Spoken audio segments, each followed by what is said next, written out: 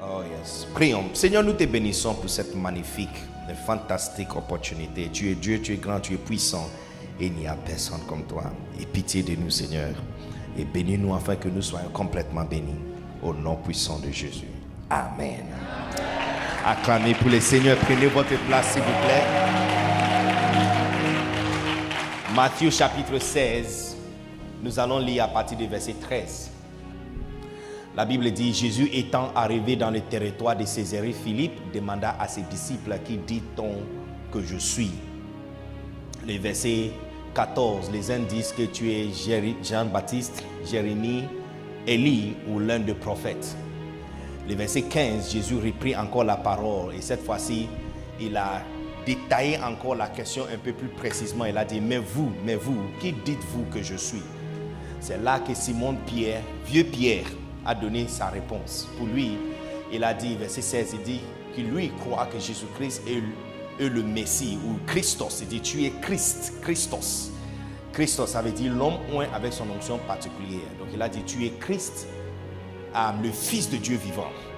Regarde la réponse de Jésus-Christ. La réponse de Jésus-Christ à cette magnifique révélation. Il a dit, tu es béni, Simon, fils de Jonas.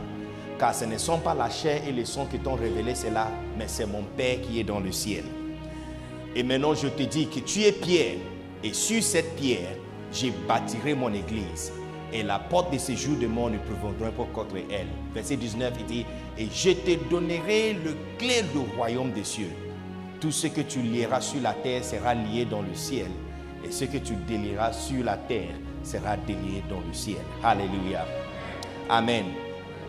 Je trouve ce passage comme l'un des passages les plus magnifiques dans la Bible. Il y a plusieurs choses que nous pouvons apprendre de ce passage. Mais pour ce soir, je voulais juste focaliser tes yeux sur la déclaration de Jésus-Christ, parce que c'est ça qui nous concerne. Demain, nous allons regarder encore d'autres choses. Mais la déclaration de Jésus-Christ en vue de la révélation qui a été donnée par Simon Pierre, c'est ça qui nous concerne. Simon Pierre a donné une révélation qu'il croit que Jésus-Christ est le Fils de Dieu, ok, qui n'est pas Élie, puisque quand la question a été posée, certaines personnes pensaient qu'il était Élie, Jérémie ou l'un des prophètes.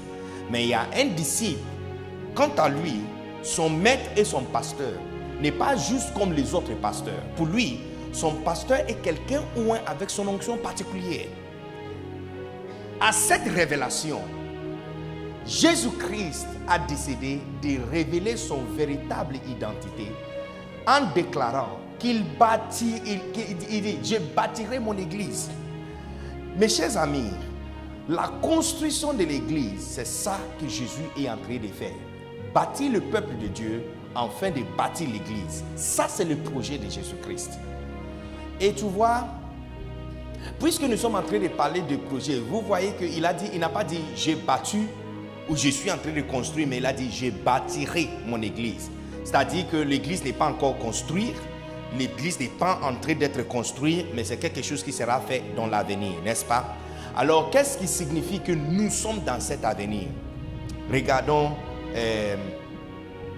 Isaïe chapitre 2. Isaïe chapitre 2, tu vas comprendre à partir du verset 1, regardez, il dit, voici le message que Dieu a révélé à Isaïe, fils d'Amoz, au sujet de Juda et de Jérusalem. Dans l'avenir, il adviendra, donc tu vois, dans l'avenir, ça c'est Isaïe qui parle, encore, ça c'est plus longtemps avant que Jésus-Christ était né. Ok, il dit dans l'avenir, Louis II dit dans la suite des temps, ou dans la fin du temps. Combien croient avec moi que nous sommes dans la fin du temps? Est-ce que vous croyez que nous sommes dans la fin du temps? En fait, quand tu vois toutes les choses qui déroulent dans le monde aujourd'hui, tu comprends clairement que nous sommes dans la fin du temps. Il n'y a pas de prophéties qui nous a été données par notre Seigneur en Matthieu chapitre 25 qui ne sont pas encore accomplies. Ah mais regarde l'audace de l'homosexualité aujourd'hui dans le monde. Regarde le niveau de péché dans le monde aujourd'hui. Amen. Il y a quelques temps passés, tu dois être une très mauvaise fille ou un très mauvais garçon de faire certaines choses. Quand on voit une jeune fille même enceinte, c'est comme si elle était la plus mauvaise fille dans les quartiers. Aujourd'hui, amen, c'est normal. Voilà. Et puis, il y a plusieurs différentes choses. Tu n'as même pas besoin de cacher pour les faire. Est-ce que vous êtes ici? Quand tu regardes, en fait, même dernièrement, dans les derniers 2 ans, ça fait pratiquement 2 ans depuis que cette maladie diabolique et démoniaque a ravagé toute la terre. Et quand tu vois comment ça a rendu désert le pays du monde, les aéroports sont pratiquement vides. Les avions sont garés. Jamais dans l'histoire de l'humanité. Donc une telle chose nous a arrivé. Et quand ça arrive, nous les enfants de Dieu doivent être très sages et très perspicaces de remarquer que ça c'est le temps que Dieu nous a parlé. Et dans ce temps, qu'est-ce qu'il attend de nous? Alléluia. Est-ce que vous êtes ici? Amen. Et il y a quelques semaines, quelques jours passés, nous avons entendu que le monde avait perdu 5 millions de personnes. 5 millions de personnes depuis l'annonce de Corona, le virus Corona, depuis Covid-19, depuis 2019, décembre ou novembre 2019. Il y a 5 millions de personnes qui sont parties. Et toi et moi, nous ne sommes pas encore partis, on est encore là. Voilà, mais quand tu vois ces choses, qu'est-ce que le Seigneur nous a dit?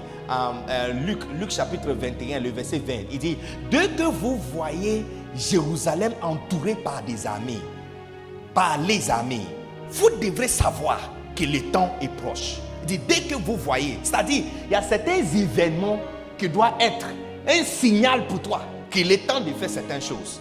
C'est vrai ou faux?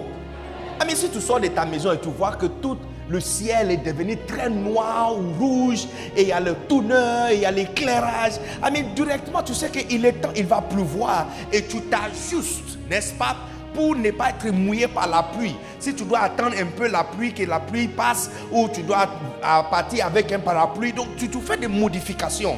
De la même façon, l'église doit apprendre à faire des modifications et de comprendre que dès que nous voyons ces symptômes, nous voyons ces signes et nous voyons ces changements climatiques, changements globaux, changements politiques, c'est le signe pour nous que nous sommes dans la fin du temps. Et dans la fin du temps, qu'est-ce que le Seigneur attend de nous? Une seule chose, la construction de son église. Je déclare que tu seras utile dans la construction de l'église au nom puissant de Jésus. Les amis, quand tu marches avec quelqu'un qui est plus grand que toi, c'est dans ton intérêt de s'aligner à sa vision.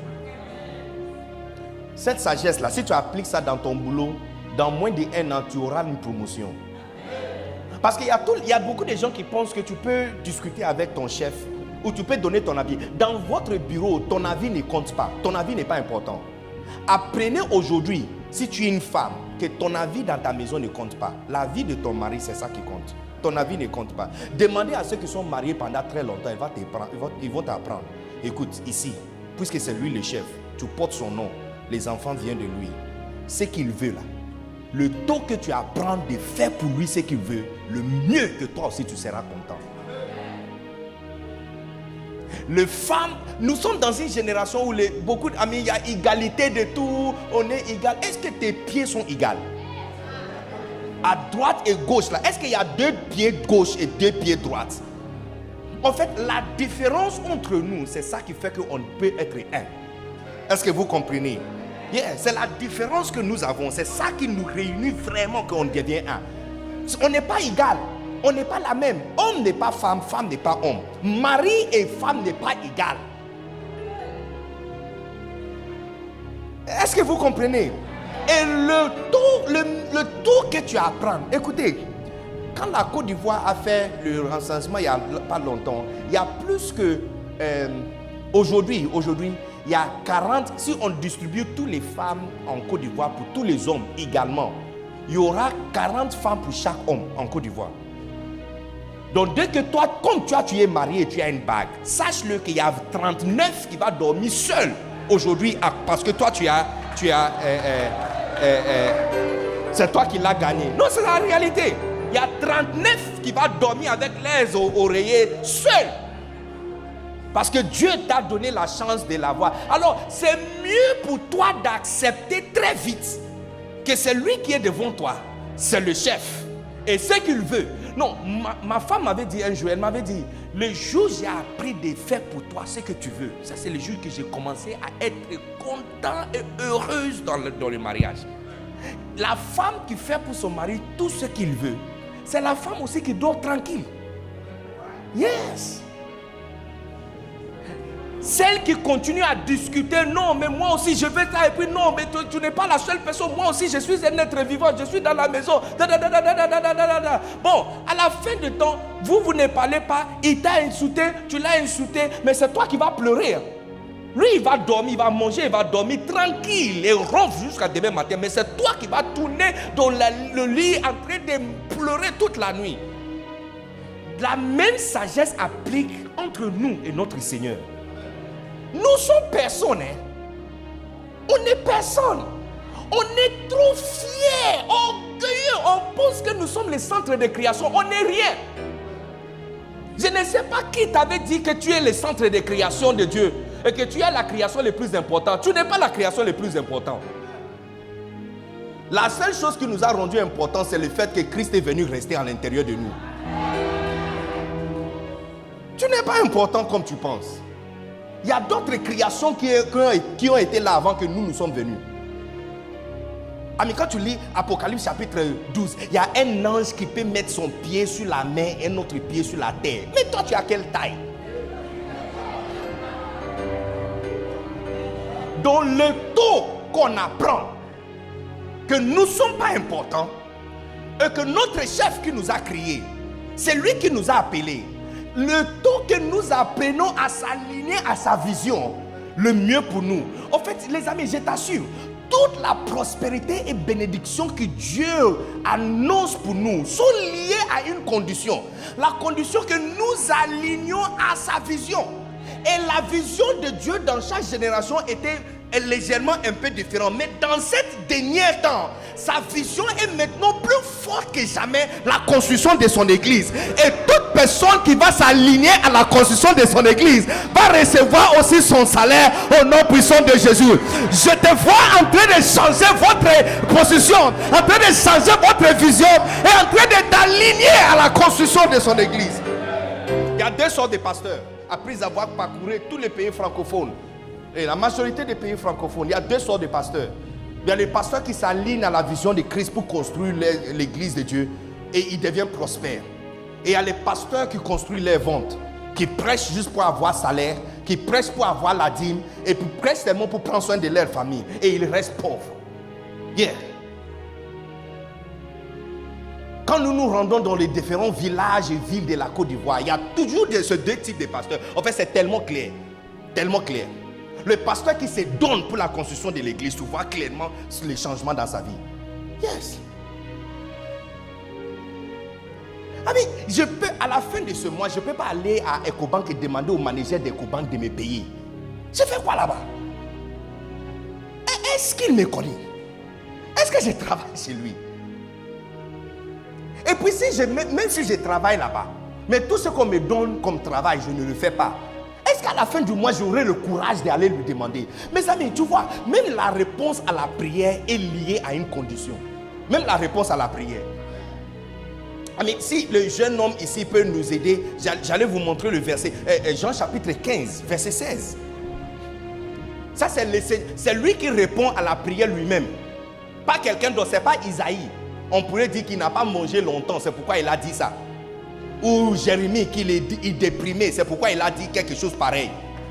Mais ça, c'est lui qui répond à la prière lui-même. Il dit ceci: ce n'est pas vous qui m'avez appelé, mais c'est moi. Je vous ai appelé et je vous ai établi. Pourquoi? Il dit afin que vous y allez et que vous portez du fruit. Afin que tout ce que votre fruit demeure. Et puis il dit afin que tout ce que vous demanderez en mon nom, je vous les donne. Tu vois, la réponse à la prière, ce n'est pas vous qui m'avez choisi, mais moi. Je vous ai choisi et je vous ai établi. Maison des aigles, Dieu vous a choisi. Et il vous a établi. Look, même la salle dans laquelle vous priez. Look, je vais dire aux gens qui sont dans le village au nord, qui doivent quitter là-bas, les bonnes églises se trouvent à Abidjan. Non, parce que mais ça c'est Paris. Vous êtes assis dans une église climatisée. Regarde le chaise sur lequel vous êtes assis. D'où on vient là, on est habitué de voir le banc. Hein. Les gens s'assoient sur le banc. Chaque 1 heure, on doit se lever, tirer nos pieds un peu et puis on s'assoit encore. Yes. Ça c'est l'établissement. On vous a établi. Christ vous a établi. Vous pouvez avoir un pasteur, donc vous donnez votre dîme et votre offrande et vous ne voyez même pas où ça va. Yes. Mais regarde où vous êtes assis. Ça doit te montrer quel type de leader Dieu t'a donné vraiment pour être berger dans ta vie. Et tout cela qui est l'établissement. Pourquoi il t'a donné? Pourquoi vous avez été choisi pour avoir un tel pasteur? Pourquoi vous avez été choisi pour avoir un pasteur qui ne bouffe pas votre dîme ou votre offrande, mais il utilise ça pour construire des églises, ouvrir les extensions, soutenir les missionnaires et de créer une belle atmosphère pour toi pour louer Dieu? Pourquoi? Pourquoi ces choses? Il dit, afin que vous y allez et que vous portez de fruits et que votre fruit demeure, afin que ce que vous demanderez au Père en mon nom, il vous le donne. La réponse à la prière même est attachée à une condition. Condition qu'on s'aligne à la construction de l'église. Et quand je parle de construction de l'église, je ne parle pas des bâtiments, je parle de 1000 personnes assises dimanche matin. Look, je vous donne un projet. C'est jusqu'à 31 décembre. Il n'y a pas 1000 personnes assises. Quand je dis 1000 personnes, je vais dire 600 personnes à l'intérieur, 400 assis dehors. On doit bloquer la route et mettre les écrans dehors. Et Papa Bless en train de prêcher ici. Et il y a le projecteur. Il y a quelqu'un, on dirait qu'il y a quelqu'un qui n'est pas content. Mais c'est qui ça? C'est qui ça qui n'est pas content de ce que je suis en train de dire?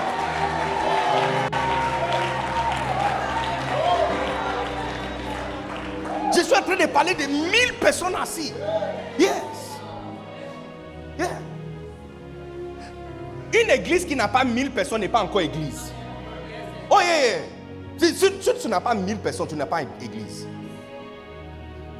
C'est dimanche qui vient. Mon père, l'église que mon père a démarré il y a 25 ans passés, il a laissé l'église il y a 8 ans passés et démarré une autre église avec un autre nom. Quand je dis non, ce n'est pas extension de l'ancienne église. L'ancienne église qui avait plus que 4000 extensions dans le monde. Il a laissé ça. C'est lui qui gère l'église. Il était protocole quand papa était pasteur de l'église. Le chef de protocole, c'est lui le pasteur de l'église maintenant. Et lui, Bishop Dag, il est parti en dehors de la ville pour démarrer une autre église avec un autre nom. La congrégation est remplie des enfants de 13 ans jusqu'à 25 ans. Quand tu dépasses 29, 30 ans, on te transfère de l'église. Il n'y a personne qui a plus que 30 ans dans l'église. First love. Yeah. Il était pasteur sur les parents. Maintenant, il devient pasteur sur les enfants des parents. L'église est remplie avec les enfants des parents. Donc quand tu vois leur mariage, c'est très intéressant parce que tu verras le photo de leurs parents quand ils étaient mariés et Bishop Dag a officié le mariage. Et maintenant, il est en train d'officier le mariage de l'enfant qui a été né dans l'ancien mariage. Et c'est lui le pasteur, même pasteur, officier mariage des parents, officier mariage des enfants. Cette nouvelle église First Love, leur dernier culte de rassemblement, il y avait 25 000 personnes assises. Ils vont faire encore rassemblement dimanche qui vient. Et ils sont en train d'envisager 35 000. Et je suis sûr qu'ils vont dépasser. Les amis, j'ai dit, une église qui n'a pas 1000 personnes, ce n'est pas encore église. Hein. Même vous les chantez. Écoute, vous pensez que c'est église. Attends qu'il y aura 1000 personnes. Et que prenne encore le micro, même si tu n'as pas prié, l'onction qui va sortir de toi. C'est notre expérience, les amis. Jésus n'est pas venu pour mourir, afin qu'on peut être assis dans un salon, une salle climatisée et en train de féliciter les uns les autres. Nous n'avons rien fait.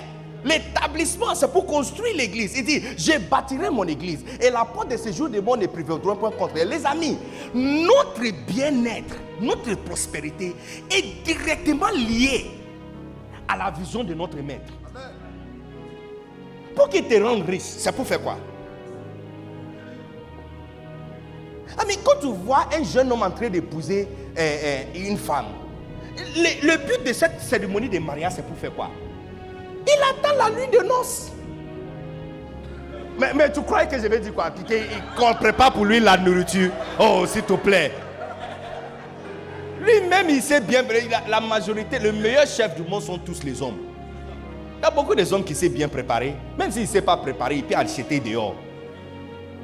C'est pas pour que quelqu'un lave ses habits pour lui. Aujourd'hui, il y a les washing machines qui peuvent laver les habits. Il y a un projet en particulier. Donc depuis le matin où on est en train d'arranger chaises, lui il a vision sur une seule chose. Et puis les gens viennent, il garde toujours sa vision, il n'a pas changé. Et puis on est en train de manger, on va dîner, et on doit danser, tout ça là. Non, pour lui la vision est focalisée sur une seule chose. C'est la raison pour laquelle il n'y a rien qui énerve un jeune homme que la nuit et le temps est arrivé et sa femme lui dit, je suis fatigué. Tu es fatigué comment?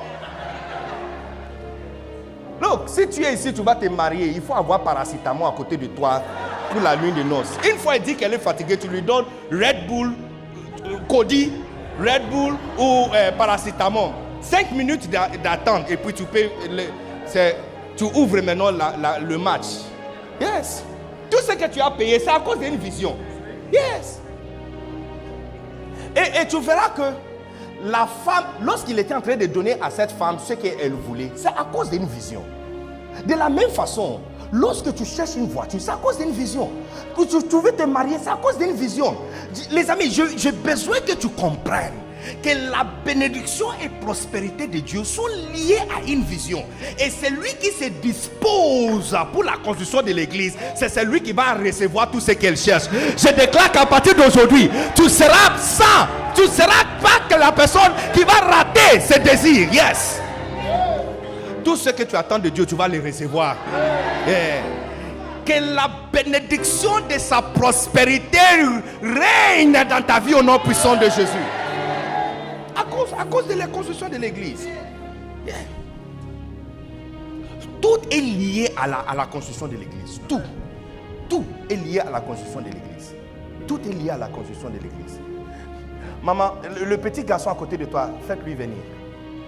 Petit garçon, porte chemise rouge.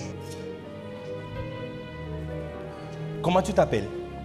Joseph. Joseph. Waouh. Un nom très spirituel. Joseph, viens. Où est maman? Elle est où? Ah, maman de Joseph, viens aussi. On va faire une petite interview. Regarde quelque chose. Est-ce que papa est ici aussi? Non, ok. Tiens-toi là. Maman, tiens-toi à côté de Joseph. Voilà. Est-ce que tout le monde peut voir Joseph et maman? Regardez quelque chose de très intéressant. Est-ce que tu as déjà visité Paris, la France? Non! Oh non! Alors la Belgique? Non! Oh. Bon, Canada au moins. Quoi? Jamais quitté la Côte d'Ivoire. Jamais quitté la Côte d'Ivoire. Oh, même pas Ghana. Si, pardon, Ghana, oui. Ah, ok. Mais est-ce que c'est dans ton espoir de voyager, d'aller à Paris? Est-ce que tu pries aussi que Dieu te donne cette grâce, cette opportunité? Surtout quoi? New York. New York. Waouh, une mère qui a des visions et des attentes. As-tu une voiture? Pas encore. Et tu aimerais avoir une Je l'aurai. jolie voiture? Une jolie voiture, belle. Toute neuve? Oui, Est-ce que tu as une marque en particulier qui te plaît? BMW. BMW, Machatabala Satarabayande. J'aime ce genre de chrétiens. Elle a une attente, elle a un désir et c'est précisé. Dieu va exaucer votre désir au nom de Jésus. Tu peux. Est-ce que tu pries de temps en temps que Dieu te donne des désirs selon ton cœur? Je m'attends à la volonté de Dieu. La volonté de Dieu. Mais tu vois, à chaque fois cette femme, comment tu t'appelles? Je m'appelle Cynthia. Cynthia, maman de Joseph. À chaque fois elle fléchit, et disons que à chaque fois elle fléchit ses genoux pour prier, tu sais que il pourrait être même que les anges dans le ciel se moquent d'elle. Je vais vous dire pourquoi. Attends, calme-toi. On va quelque part. Que les anges dans le ciel se moquent d'elle. Quand elle fait 60 jours de jeûne, oh Seigneur, bénis ma maison. Faites-moi visiter New York. Les anges sont en train de moquer. Pourquoi? Je vous explique. Disons que dans l'avenir de Joseph, c'est de devenir le prochain premier ministre de la Côte d'Ivoire. Parce que Houphouët-Boigny et tous ces grands personnages étaient tous petits comme ça. Et leurs collègues de classe ne savaient pas qu'ils seront des grandes personnes. Même les amis qui étaient dans la communauté ne savaient pas. S'ils savaient, ils allaient lui donner de très bonnes choses et être bien envers eux, n'est-ce pas? Disons que Joseph a sur lui l'étoile de devenir une telle personnage de la Côte d'Ivoire. Tu ne vois pas que chaque fois que maman fléchit ses genoux pour prier et demander pour les bénédictions, elle est en train de perdre son temps. Parce que ce que Dieu a donné pour ce Joseph, tout ce que maman doit faire, c'est nourrir ce petit garçon pour qu'il grandisse. Pas prière, pas la jeûne. Parce que la prospérité qu'elle cherche, BMW qu'elle cherche, Paris, New York, jet privé, maison et tout ce qu'elle cherche sont liés au fait que cet enfant doit simplement grandir.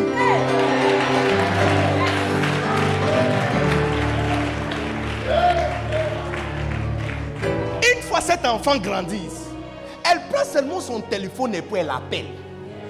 Petit, ça va? On dit oui, maman. Maman, je suis très occupé. Tu fais quelque chose? Je dis oh oui, hein. Bon, les BMW que tu m'as donné là, j'ai vu un autre au marché qui est tout neuf. Et ça là, je commence à entendre le bruit bizarre en bas. Est-ce qu'on peut changer ça pour moi? Je dis ok, non, c'est pas, maman, c'est pas un problème. Bon, mon chargé d'affaires va venir et remplacer ça. Et dans une heure, il y a non. Si c'est la prière qui donne la réponse, pourquoi quand son fils sera premier ministre, elle doit continuer à prier? Donc tu vois, nous prions parce que nous ne savons pas d'où vient la volonté de Dieu. Parce qu'une fois nous sommes au courant de sa volonté, on n'a même plus besoin de prier. On s'aligne à cette volonté. Aucun de vous prie à Dieu de te faire sortir les dents ou de faire sortir les dents dans la bouche de tes enfants. Parce que vous savez que c'est juste dans un certain âge en particulier, les dents vont sortir. Donc tout aligne à cette volonté. De la même façon, la volonté de Dieu est liée à une chose, la construction de l'église. Il dit, je bâtirai mon église et la porte de ces jours de monde ne prévaudra point contre elle. Donc les choses qui sont en train de prévaloir contre toi, c'est juste parce que son église n'est pas construite. Une fois l'église est construite,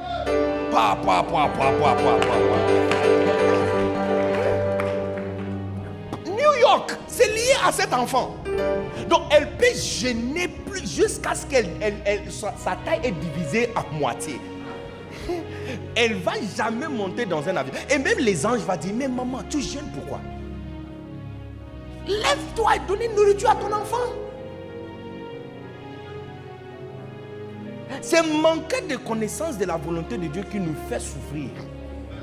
C'est pourquoi Paul a prié souvent, il prie souvent pour l'église, que Dieu vous donne la connaissance selon sa volonté. Parce qu'une fois vous savez où se trouve ta provision, tout ne bat plus. Et moi je suis venu en tant qu'un prophète pour vous annoncer que votre désir et vos passions et vos bénédictions et votre prospérité est fortement liée à la construction de l'église. Si tout te donne jusqu'à il y a 1000 personnes assises ici, j'ai dit, tu vas trouver dedans tout ce que vous cherchez. Tu n'es pas allé à Paris, tu n'es pas allé à New York, Paris ou Belgique parce que quelqu'un qui travaille dans l'ambassade de la France n'est pas ici. Le jour quelqu'un qui travaille à l'ambassade de la France sera assis ici. Ça c'est le jour où tout le monde va faire sa lune de miel en France. Donc au lieu de prier pour aller à Paris, faisons le boulot. Tu vois, je vous pose la question. Combien de parents fléchissent les genoux pour demander à Dieu de faire sortir les dents dans la bouche de son enfant?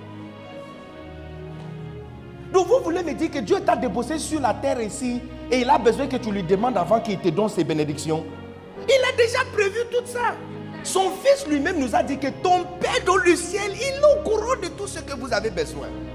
Avant de quitter la terre, c'est ça qu'il a dit ces choses. Il a dit, je bâtirai mon église et la porte de ces jours de monde ne prévaudra pas contre elle. Et puis il dit, je te donnerai la clé du royaume. Tu peux t'asseoir dans ta chambre, tu fermes quelque chose, ça va fermer. Fermer quelque chose, c'est comme quoi? Fermer maladie et c'est fermé. Et puis ouvrir bénédiction et ça descend. Yes. Tout ce qu'elle voudra avoir dans sa vie est lié à cet enfant, la croissance de cet enfant.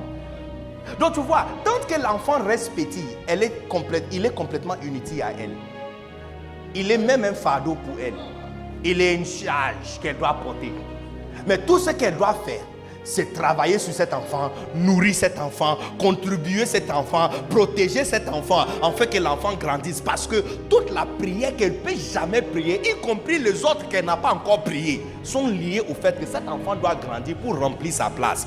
Je déclare sur Maison des Aigles que toutes vos églises sont en train de makasata labasa,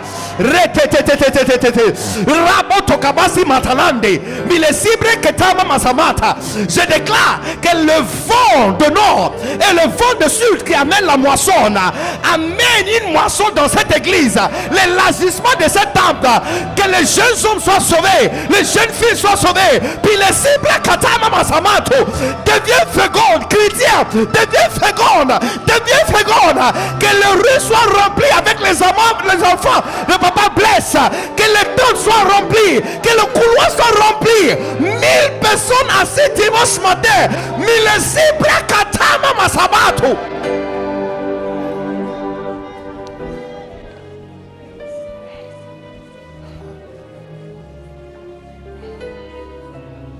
La vie chrétienne est complètement ennuyante et inutile quand tu n'es pas engagé dans la construction de l'église. Complètement ennuyant. Je vous assure. Donc, je suis venu en Côte d'Ivoire.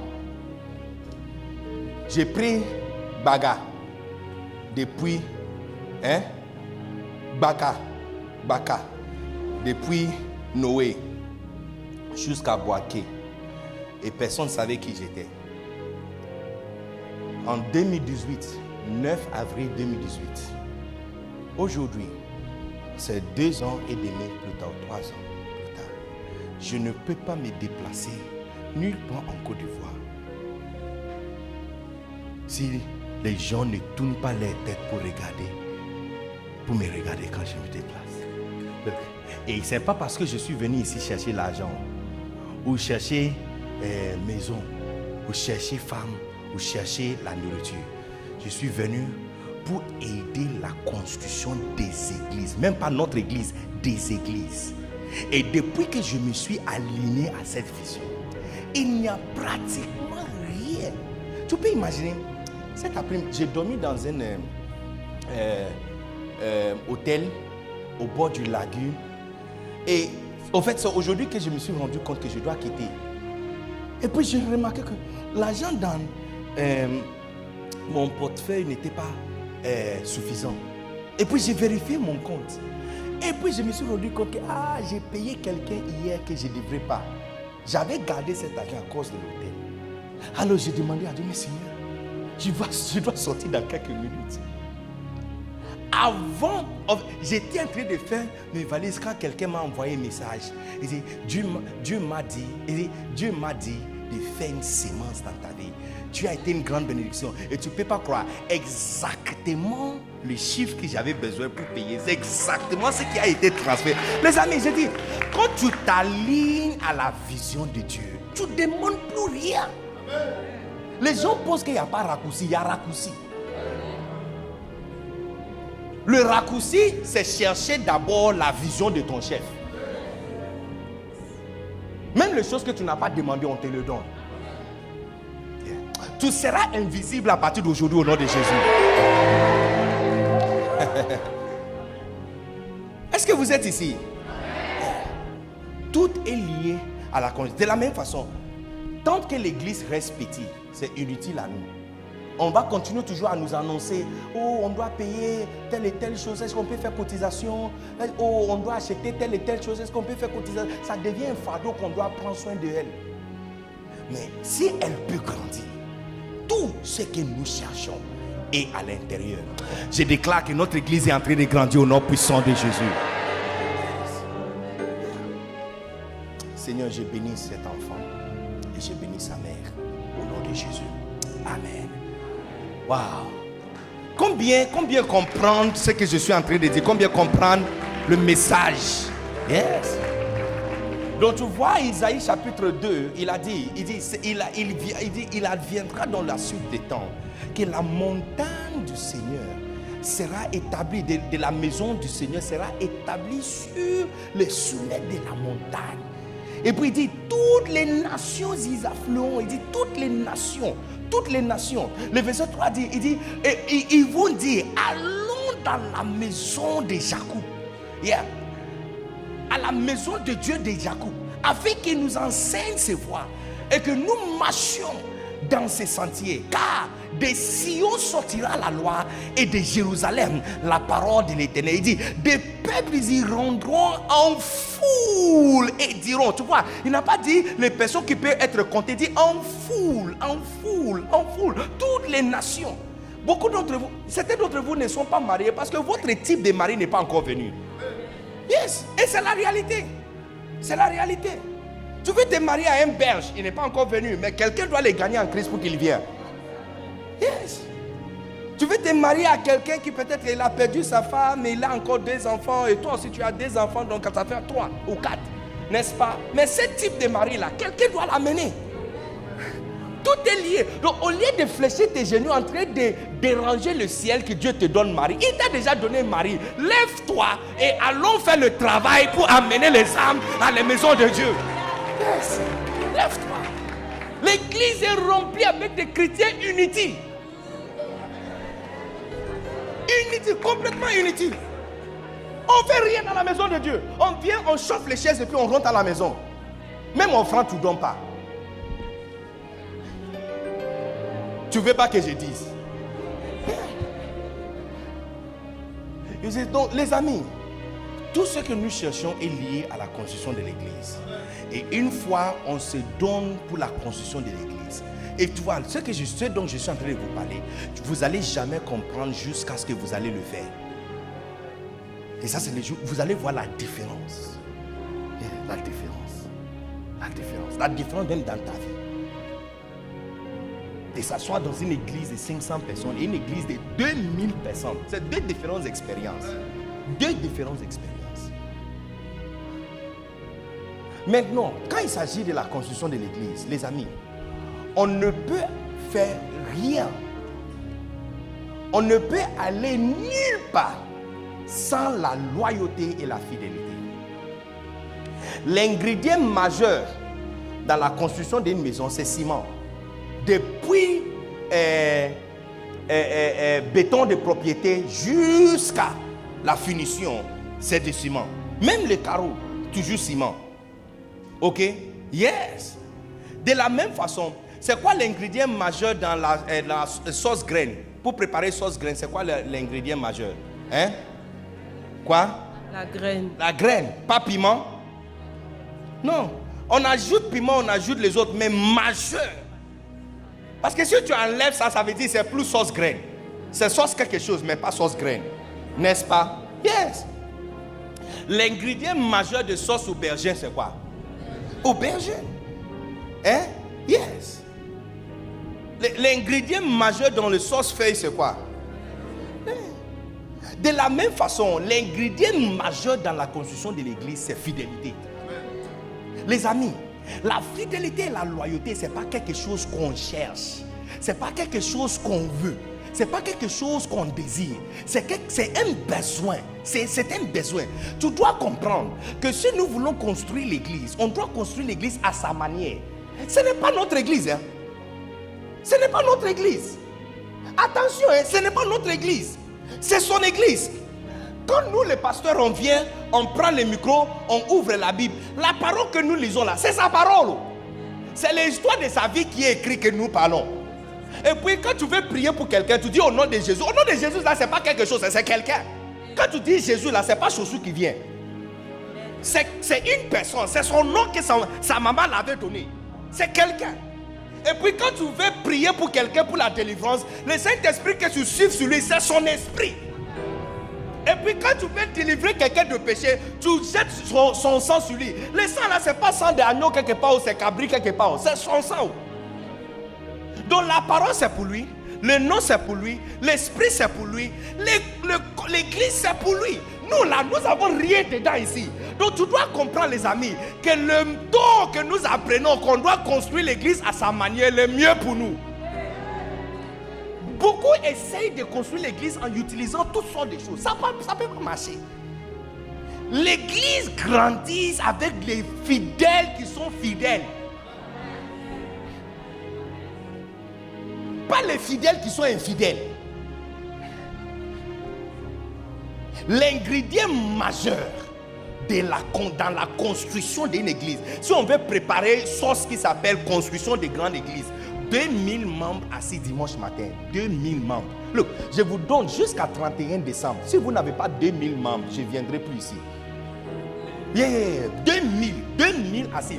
Je vais demander à Pasteur Blaise, 31 décembre, vous avez combien? S'il dit 2000, je viendrai encore. S'il n'y a pas 2000, je ne viendrai pas. Parce que ça veut dire, c'est comme si je suis en train de parler, verser de l'eau dans un panier rempli de trop. Hein? Ça, je ne viendrai plus. Puisque, écoutez, est-ce qu'il y a une petite fille ici? Bien. Oh, magnifique. Comment tu t'appelles? Pardon? Elisha. Waouh. Elisha, bien. Look, tout le monde regarde Elisha. Elle est belle, n'est-ce pas? N'est-ce pas?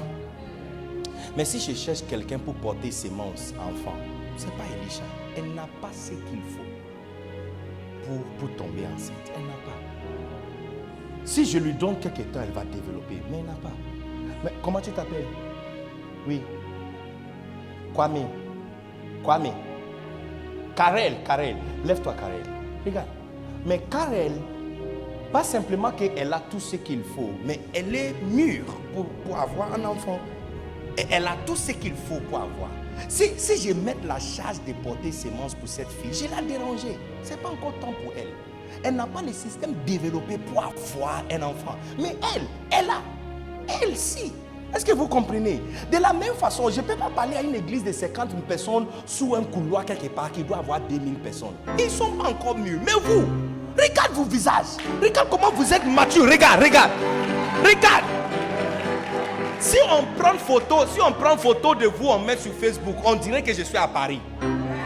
Regarde vos visages. Des jolis visages, habits clairs, propres. Regarde, vous êtes mûrs pour porter de nombreux enfants et d'avoir 2000.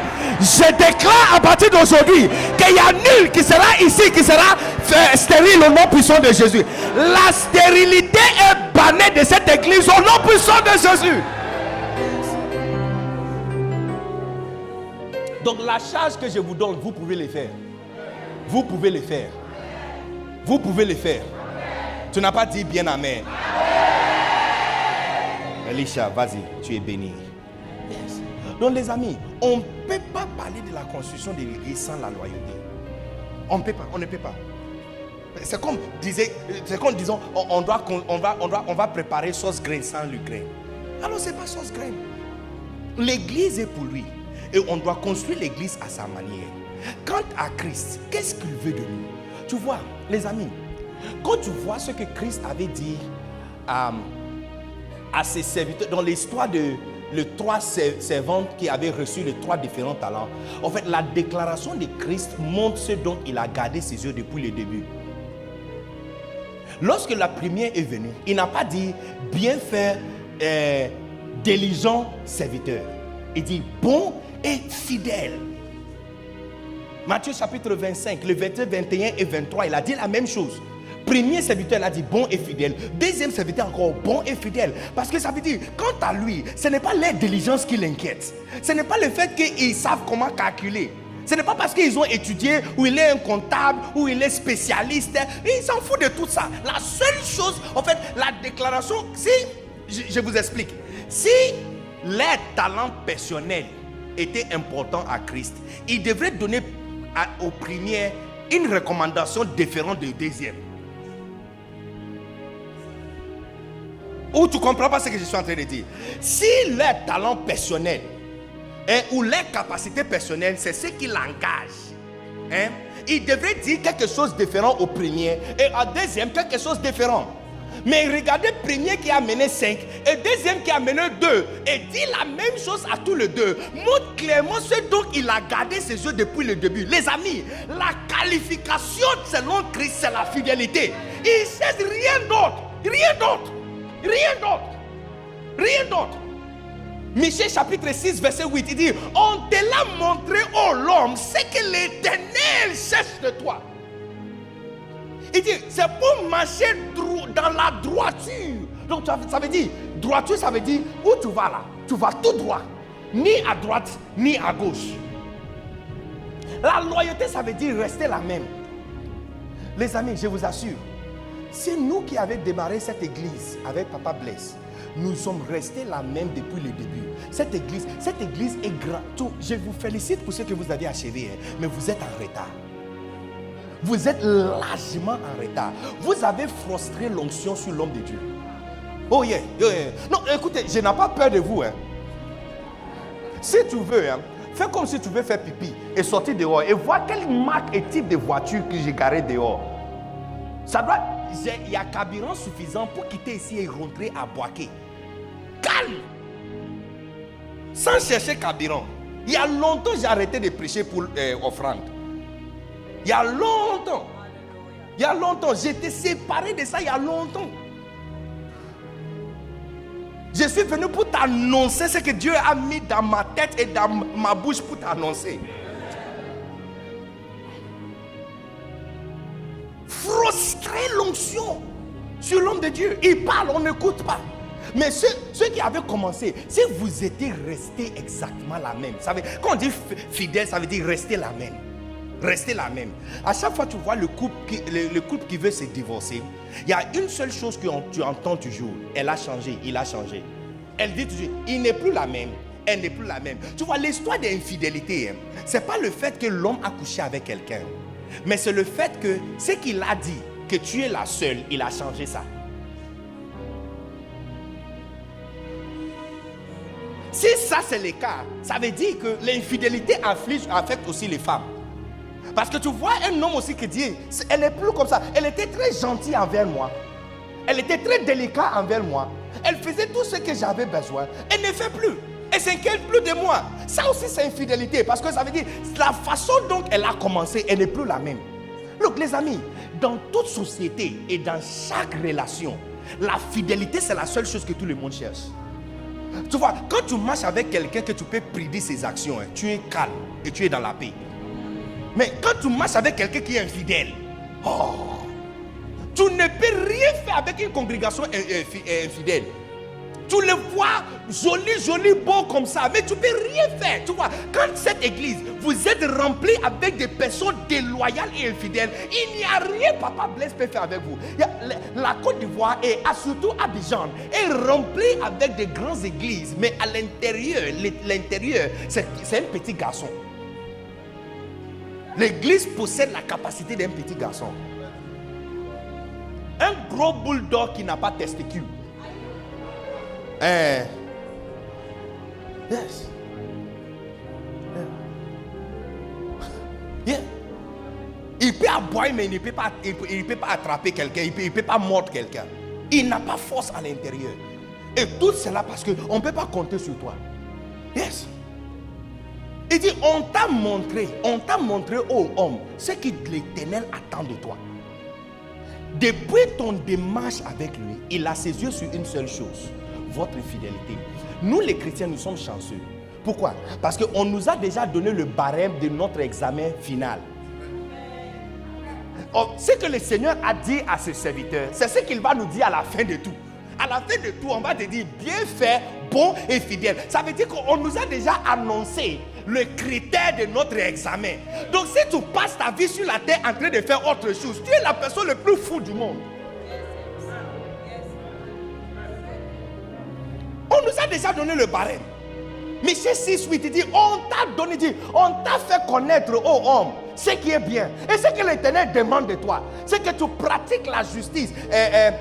La Bible du Semeur dit, c'est que tu marches dans la droiture. Droiture, ça veut dire tout droit. Tout droit. Quand tu marches avec quelqu'un qui est fidèle, tu peux même prédire l'avenir de la personne. Tu vois, même la prophétie dépend sur le fait que tu es fidèle. Quand je te regarde et je dis dans 5 ans, tu seras telle et telle personne ou telle et telle place, c'est basé sur le fait que le chemin que tu as pris, tu ne changes pas. Yes. Yes. Écoutez-moi, je vais vous choquer, écoute-moi très bien. L'objectif numéro 1 de Satan, c'est de te faire changer le chemin. Il n'a aucun intérêt de faire beaucoup de tracasseries pour te mordre ou te détruire. La distraction vient simplement de changer le chemin. Il sait que si tu peux rester assis ici et continuer à suivre le chemin que tu as pris, c'est juste question de temps. Tout ce que tu cherches de Dieu, il va le faire. Yes, c'est juste question de temps. C'est juste question de temps. C'est juste question de temps.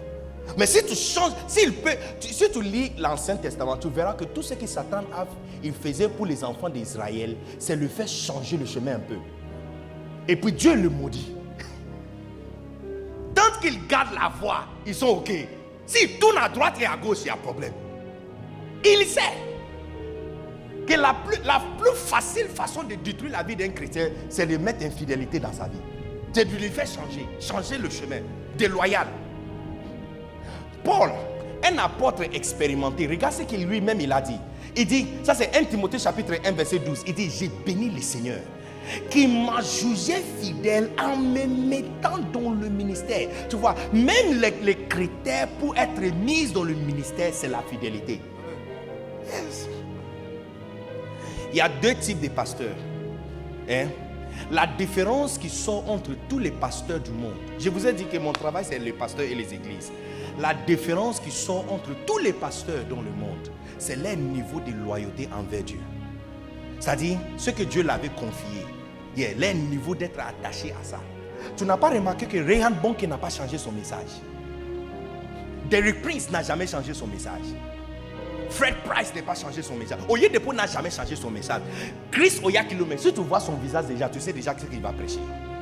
Non, ils n'ont pas changé. Cite-moi le nom d'une grande personne, je vais vous dire, il prêche la même chose pendant 30 ans.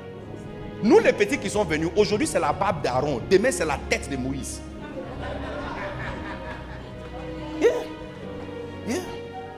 Mon papa Bishop Dag Heward-Mills n'a jamais changé son message. Depuis le début jusqu'au jour, 30 ans de ministère. Tu peux fermer tes yeux, dormir. 15 ans plus tard, tu te réveilles encore. Le message qu'il a prêché à 30 ans, c'est le même message qu'il a prêché. La différence entre tous les hommes de Dieu est basée solidement sur leur loyauté et fidélité à ce que Dieu les a donnés. Et puis vous qui sont assis ici, la différence qui va sortir entre vous tous dans les prochains 5 ans, marquez la date d'aujourd'hui, dans les prochains 5 ans, la différence qui va sortir entre toi et la soeur ou les frères à côté de toi, c'est votre niveau de loyauté à cette église.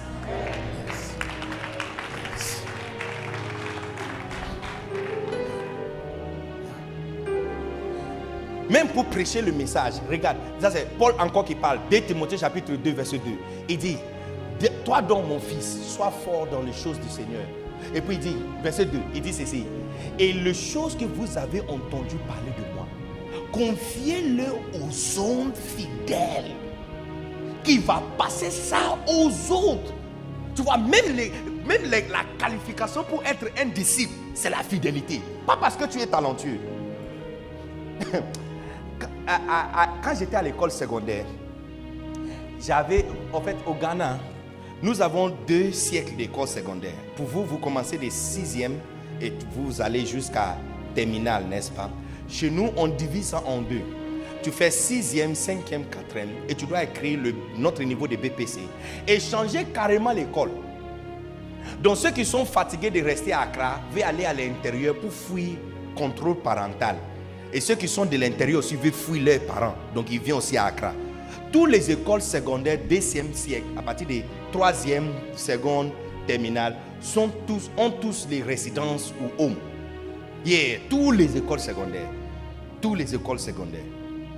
Donc, quand tu finis le BPC, tu cherches un autre corps carrément, soit en dehors de la ville ou les meilleures écoles. Mais il y a un problème. Le problème, c'est quoi? Lorsque tu vas écrire le BPC, il n'y a aucun parent qui doit prier pour son enfant seul. Je vous explique. Parce que dès que nous écrivons l'examen, les directeurs ou directrices des écoles second siècle viennent, ils se réunissent dans une grande salle et ils choisissent les dossiers des meilleures écoles premier siècle. Et puis c'est là-bas qu'il va trouver les affiches des meilleurs élèves. Donc chacun cherche les affiches des meilleurs élèves pour l'amener dans son école. Est-ce que vous comprenez? C'est-à-dire que votre résultat est complètement inutile tant que toute l'école a échoué. Donc notre système d'école secondaire, c'est bizarre, je t'assure. Pendant l'école, tu vois tous les parents en train de prier pour tout le monde. Parce qu'il faut que le moyen de toute l'école soit bon, pour que quand le directeur vient, il trouve d'abord le moyen de l'école. Ils vont prendre ça et puis maintenant on va trouver ton enfant dedans. Et combien comprend ce que je suis en train de dire? Une semaine avant notre examen, on a commencé à jeûner. On a jeûné, on priait. Oh, ma kassataraba, Seigneur, aidez chacun de nous. Chacun prie pour son voisin. Chacun prie pour son voisin.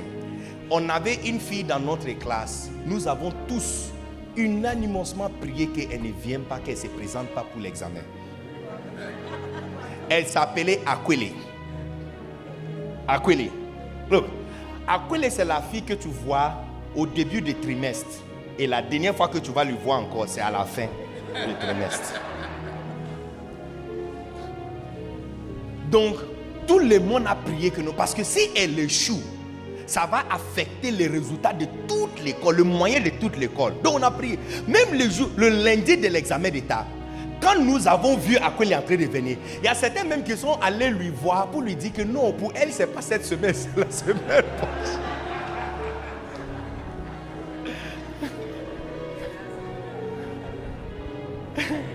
C'est la semaine prochaine. Donc, pour nous, on a prié qu'elle ne vienne pas. Malheureusement pour nous, elle s'est présentée. Lundi, c'était mathématiques. Tu vois, elle s'appelle moi, c'est Anan. Donc elle s'assoit juste devant moi. Et là, elle dit, Bénédictus. Bénédictus, elle dit, hey. Et puis elle a des grandes tailles aussi. Elle dit, hey, Bénédictus, tu dois m'aider. Si tu vois, laisse-moi tranquille. Je vais échouer.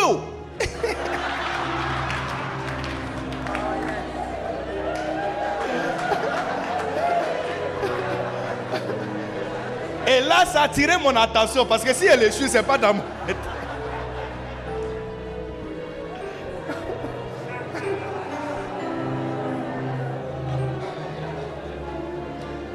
Donc j'ai dit, mais il y a quoi? Il dit numéro 16. Il dit, mais j'ai dit numéro 16. Donc attends. Numéro 16. C'est B. Tu vois, c'est multiple choix. Donc il y a A, B, C, D, E. Et tu dois juste cocher le choix le plus approprié. Donc, j'ai dit, c'est B. Et puis il y a silence. Et puis il dit, B c'est laquelle?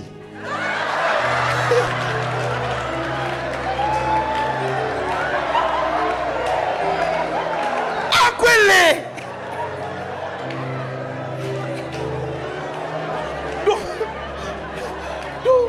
Donc c'est maintenant que je dois enseigner à Aquile comment...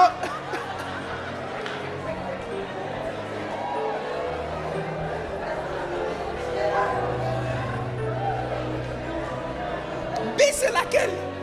Donc pour nous, on a juste cru que non, on est foutu. C'est fini pour nous. Mais dernier examen vendredi, c'est Vocational Skills. Vocational Skills, c'est l'examen où tu écris, soit on te pose des questions, comment préparer la nourriture, comment faire les gâteaux. Donc on a prié que le gâteau ne vienne pas parce que c'est compliqué. Il faut expliquer avec beaucoup des ingrédients et puis il faut ajouter le temps, ça doit passer 2 minutes ici. C'est trop compliqué. Mais le repas ghanéen, c'est facile, tu peux décrire ça. Jeudi avant vendredi, nous avons reçu une information authentique. Que l'examen, la question qui nous sera posée, c'est comment préparer sauce graine. Donc je suis rentré à la maison, j'ai dit à ma mère, elle a acheté les ingrédients. J'ai mis tout là, et puis j'ai tout écrit. Et puis, lorsqu'elle mélange, je regarde l'heure, et puis je mets. Et puis après, j'ai mémorisé tout. Donc le matin, c'est comme ça que tout le monde est arrivé. On était prêts. Non. Malheureusement pour nous, quand on a pris la place Et puis on a mis le feuille devant nous, on a tourné la première page. Comment préparer sauce feuille? Non, c'était... Si nous on a pleuré, alors à quoi c'est fini?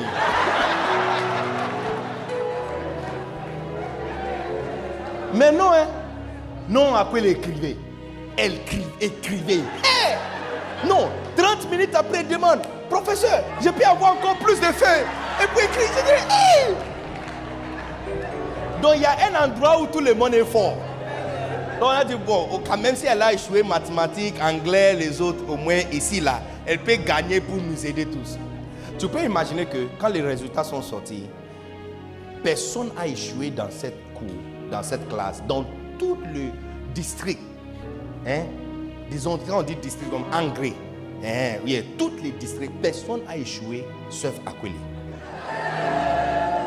On n'a pas compris. Dans les jours, nous sommes passés à l'école pour prendre nos résultats. J'ai demandé à l'un de nos professeurs qui fait partie de ceux qui corrigent, qu'est-ce qui s'est passé? On a entendu qu'Akweli a choisi, dit non, elle est bête. Je dis, oh, monsieur le professeur, il y a quoi? Elle dit, tu ne peux pas imaginer ce qu'elle a écrit. Lorsqu'elle a vu que ce n'est pas sauce graine qui est venue, regarde l'introduction. Elle a...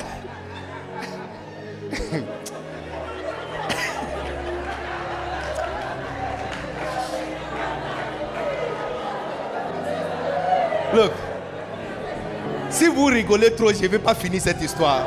On va continuer demain. Look, elle regarde l'introduction d'Akweli. Elle a dit ceci. La sauce feuille, c'est la nourriture beaucoup aimée par les Ghanéens. Exactement comme la sauce graine. Alors, quelqu'un va demander comment préparer la sauce graine. Et puis elle a préparé la sauce graine. Ici. Akweli. Ici, et les professeurs qui corrigent le papier l'ont montré qu'elle est personne. Que ce n'est pas elle qui a mis la question et elle ne peut pas écrire ce qu'elle veut. Ils ont mis le point qu'il faut pour les faire vraiment échouer. Beaucoup d'entre nous, c'est comme ça que nous sommes. Vous êtes en train de rigoler à Akweli, mais vous êtes exactement la même.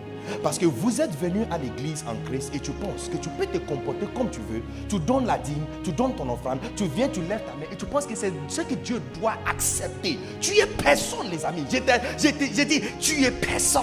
Ce n'est pas toi qui écris l'examen, c'est lui qui écrit l'examen. Et l'examen est basé sur ta loyauté et ta fidélité. Yes. Yeah. L'examen n'est pas basé sur le fait que tu viens à l'église. Ce n'est pas basé sur le fait que tu lèves ta main pour chanter ou tu pleures pendant la louange. Ce n'est pas toi qui écris l'examen, tu y es personne. Le chef de l'examination lui-même a écrit la question. Et la question est basée sur votre niveau de fidélité. Que la façon dont tu commences, que tu termines la même façon. Yes. Et tu ne peux pas lui donner ce que toi tu veux. Et il doit avaler et accepter ça comme ça. Tu seras tellement surpris que tu as chanté, tu as dansé, tu as pleuré. Et quand tu vas arriver dans le ciel, il ne te connaît pas. Parce que la façon dont tu as commencé, la chaleur qui était dans ton cœur quand tu es venu dans l'église n'est plus la même. La chaleur que tu avais pour gagner des âmes, inviter tes amis à Christ, inviter tes soeurs à l'église, inviter tes voisins à l'église. Tu as arrêté, tu vois, toi, beaucoup d'entre vous, la plus grande erreur que Dieu a fait, c'est de te donner un mari ou une femme. Yeah. Parce que quand tu n'avais pas un mari, tu étais sérieux. Yeah. Quand on annonce prière, veillez, tu seras là. Tu vas pleurer jusqu'à tu pries. Quand on dit évangélisation, tu es la première personne. La plus grande erreur que Dieu a fait depuis qu'il est Dieu, c'est de te donner un mari. Il a vu ta fidélité, puis il t'a donné un mari. Aujourd'hui, pourquoi tu n'es pas venu dire c'est mon mari? C'est pas toi. C'est pas toi. Yeah, c'est pas toi, c'est lui. C'est lui qui avait fait l'erreur de te considérer pour te donner un mari. J'ai dit, c'est pas toi. C'est lui qui avait fait l'erreur de te donner un enfant. Allez à la maternité et vois combien de femmes sont alignées le jeudi matin en train de chercher un enfant. Toi, il a fait une erreur pour te donner un enfant. Donc maintenant, quand on appelle une réunion de femmes, pour que les femmes vont pour l'évangélisation, tu dis que c'est tes enfants. Tu ne sais plus où garder les enfants. Aujourd'hui, toi, tu ne sais plus quoi faire. Toi qui avais séduit ton mari, tu ne sais plus quoi faire. Toi qui savais comment, ton mari là, c'est ton ami qu'elle a voulu, mais tu savais exactement quoi faire pour l'avoir. Aujourd'hui, tu dis que tu ne sais plus quoi faire pour laisser les enfants, pour venir servir Dieu. J'ai dit, c'est pas toi. C'est pas toi. Tu penses que tu peux donner la dîme, donner offrande et faire certaines choses. Et lui, il doit avaler ça comme ça. Parce que toi, tu es grand et lui, il est petit. Le jour où tu vas mourir, tu vas arriver au ciel. Ça, c'est le jour où tu verras que c'est lui qui a le bic dans sa main. Et c'est lui qui va corriger ton papier. L'examen est basé sur votre loyauté. Mettre le verset là-bas pour qu'on voit. 1 Corinthiens chapitre 4 verset 2. Il dit du reste. Mettre là-bas. 1 Corinthiens. Ça c'est l'examen. Ça c'est le barème de ton examen. Quickly. 1 Corinthiens 4 verset 2. Yes, look. Du reste. Du reste. C'est qu'on demande. Regarde. C'est qu'on demande. Tu vois, on n'a pas dit ce qu'on veut. Hein. C'est qu'on désire. C'est qu'on cherche. C'est qu'on demande. Demande, ça veut dire qu'il insiste. C'est qu'on demande de chaque dispensateur. Ça veut dire quelqu'un qui fait quelque chose. Tu joues clavier, tu joues le guitare, tu chantes, tu diriges prière, tu assistes pasteur Bless, tu fais quelque chose à l'église. C'est qu'on demande. Il demande ça. Yes. C'est qu'on demande de chaque dispensateur, chacun se soit trouvé fidèle. Que la façon dont tu as commencé, que tu ne changes pas. C'est comme ça, c'est ce qu'il cherche de toi. C'est ce qu'il cherche. Un jour, j'ai dit à mon père, j'ai dit, papa, moi je prêche loyauté seulement quelques années. Je suis fatigué des fois, je vais mélanger un peu. Bon, j'ai un message là, comment diviser la mer rouge. Mais jusqu'à là, personne m'a invité pour diviser la mer rouge. C'est ce que mon papa m'a dit. Il m'a dit, votre fidélité au message que Dieu t'a donné va t'amener plus loin. Look, quand tu avais vu la vidéo, tu ne m'as pas vu dans un stade à Indonésie en train de prêcher. Combien d'entre vous, vous avez été invités, même stade au Fébois, ici. Pas seulement stade de nos mêmes pays, dans un autre continent, entouré par les Chinois, 26 000 personnes assises. Et je suis le seul noir dedans. Ma loyauté au message qui m'a été donné, ça m'a poussé plus loin. Il faut voir l'hôtel que papa Bless m'a mis. Propre. Oh, je suis petit, regarde mon visage. Je suis plus jeune que tu penses. Je suis jeune, petit, je parle mal français. Je suis ghanéenne dans un pays étranger. Et regarde où Dieu me place. Look, il attend une seule chose de toi. Si seulement il peut compter sur toi, il va t'amener plus loin que tu penses. Si ton mari est quelqu'un qui court après les filles, est-ce que tu vas l'amener dans une fête où il y a des jolies filles? Si la faiblesse de ta femme, c'est le sugar daddy, est-ce que tu vas l'amener dans votre fête de dîner de votre entreprise où il y a ton gros patron avec les gros fronts? Non. Si on demande à tout le monde de venir avec sa femme, toi tu vas dire que ta femme est malade. Parce que tu sais que tu ne peux pas compter sur cette faiblesse. C'est la même chose. Beaucoup d'entre vous, c'est pas qu'il n'y a pas voiture pour toi. Il y en a. C'est pas qu'il n'y a pas mari pour toi. Écoute, j'ai dit, depuis que tu étais juste une petite goutte de sang dans le ventre de ta maman, il a compté. Regarde quelque chose, la Bible dit, il a compté tous les cheveux.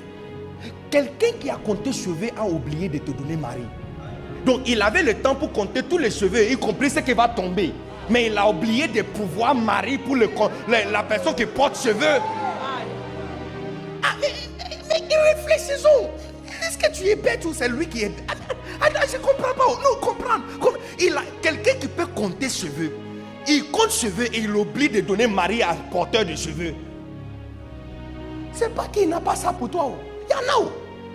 Mais c'est toi. C'est à cause de toi. Parce que le petite chose seulement qu'il t'a donné, ça t'a fait déjà changer le chemin. Alors s'il ajoute les autres, qu'est-ce qui va arriver? Si simplement Dieu peut compter sur toi, tu n'auras plus besoin de prier. Les amis, l'église est construite sur les gens qui sont fidèles. Le tôt qu'on devient fidèle, le mieux que notre église va grandir. Je prie pour toi, que Dieu te donne la grâce d'être fidèle. Qu'il change le cœur de pierre que tu as et qu'il te donne. Look, si c'est chanter que Dieu t'a donné, sois fidèle. Même quand ton ventre est devenu gros comme ça avec un bébé. 9e mois, dernier jour, On va entendre que la soeur Cynthia, elle l'a mis au monde. On dit, mais comment elle l'a mis au monde? Mais elle était à l'église ce matin. Oui, elle est venue à l'église, elle a conduit louange, adoration, elle a dansé et le soir elle a accouché. Yes! Yes! Yes! Et puis 2 dimanches après, on le voit encore. Avec nouveau bébé, elle a toujours le micro en train de chanter. Yes! S'il peut compter sur toi. À quoi sert d'avoir une excellente clavieriste qu'on ne peut pas compter sur lui dimanche matin? Tu viens à la répétition, tu vas jouer ça, on est content. Dimanche matin, on t'attend, tu n'es pas venu. Ça ne sert à rien. Ça ne sert à rien. Tu préfères même quelqu'un qui ne sait pas jouer que quelqu'un qui sait jouer. Que Dieu te donne un nouveau cœur.